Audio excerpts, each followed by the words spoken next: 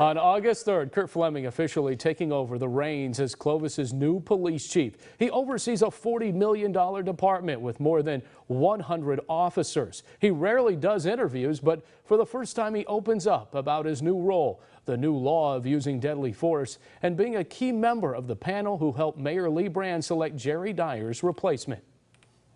Give me a sense of how your life has changed since becoming chief. You know, it's interesting because I didn't really think that it would change much when I decided to put my name in the hat for chief. I thought I'll just continue to do the job I'm doing, but now I'll be the lead guy. And in the last 6 weeks, it's been a reality check. It is completely different.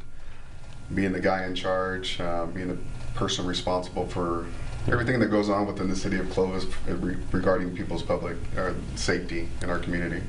As you know, it's a $40 million department. You have 101 officers, is that right? 101. Are you losing any sleep at night knowing this is now I'm responsible for all of this? Try not to lose sleep, but it's definitely a lot more responsibility. Everything falls on my shoulders now, and I quickly realized that. So I don't want to say that we worry or we lose sleep. It's how do we prepare? How do we train our officers? How do we anticipate things in the future that are going to happen so we can make sure we put the things in place that we need to and equip the officers the way we need to. So those are more the concerns and worries, is that anticipation of what do we need to think about going forward in the future. You know, you had the chance to be on one of the panels to interview for the new police chief in Fresno, and you were a former Fresno police officer before moving to Clovis in 2006. I know we can't talk about the process necessarily, but what did you make of Mayor Lee Brand's decision to put Andy Hall as the acting police chief, because you worked with him? I did. Like you said, I can't talk about the process. They felt that they didn't have the right person at the right time. With Jerry Dyer leaving 18 years in that position, that's a huge void to fill. So they felt that they didn't have that right person at the right time. Andy Hall selecting him, I personally worked for him and with him, and he's an amazing leader. I think he'll do a great job for the next 18 months as that transitional person. I think he'll do a good job developing the people within and helping them find a candidate outside, inside, wherever that person is. And I hope whoever they find is the right fit for Fresno PD, and look forward to working with whoever that is. Will you continue to be maybe part of the panel? I know that they're going to open up the national search again. They may get more public forums together. Do you think you'll still be part of that search and interview process as they come closer in 2021? I hope to be. I think they did, at least the city of Fresno did something different. They reached out to the public and had these community forums and wanted to get the input of their community to see what are they looking for in the next police chief, as well as obviously the city has their needs and what they're looking for in a leader of a department that large. And I think it was good on their part to look outside and get the public's feedback. I hope to be a part of it. Because I think it helps you kind of look at your officers too and how you run your department. AB-392, you saw the governor sign this new bill. It'll go into effect January 1st, 2020. It says deadly force shall be used, as you know, only when necessary. What does that mean?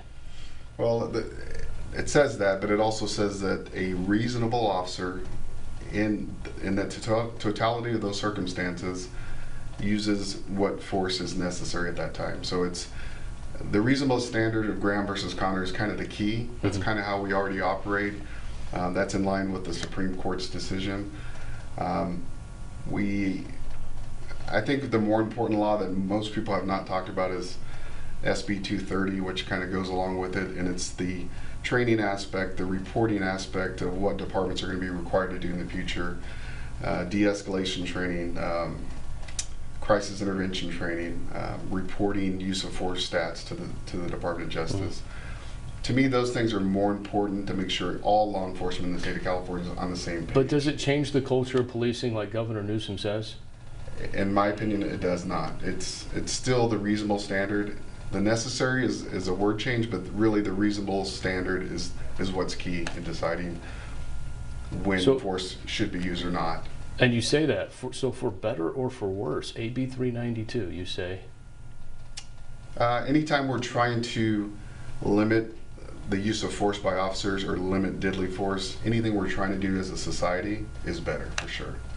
I'll ask you this last question because it's the video that everybody's seen. London Wallace, the kid that was punched in the face by a Fresno police officer. Mm-hmm.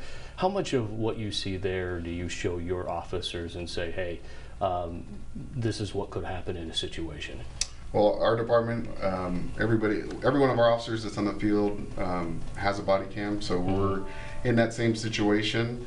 Well, you need to be aware that not only do you have a camera, that the public has a camera, so you should always be acting as professional as possible. We use videos that we see just like the public does to make ourselves better. We train off of those videos. What could that officer have done different? It's easy to sit back and not have all the circumstances of surrounding that case and make decisions Monday morning quarterback. But I think by looking at those videos, it allows you to sit back and kind of prejudge, if I was in that situation, how would I handle it, or how could I handle it differently? Last question, what do you fear the most as police chief?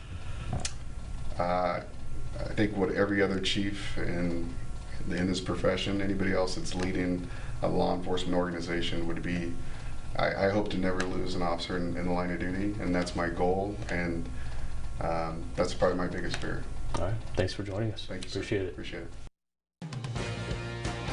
And up next, our panel returns. We'll talk about marijuana possibly coming to school campuses K through 12, and yes, the controversy and the war of words between mayoral candidate Andrew Jans and the Fresno County Board of Supervisors.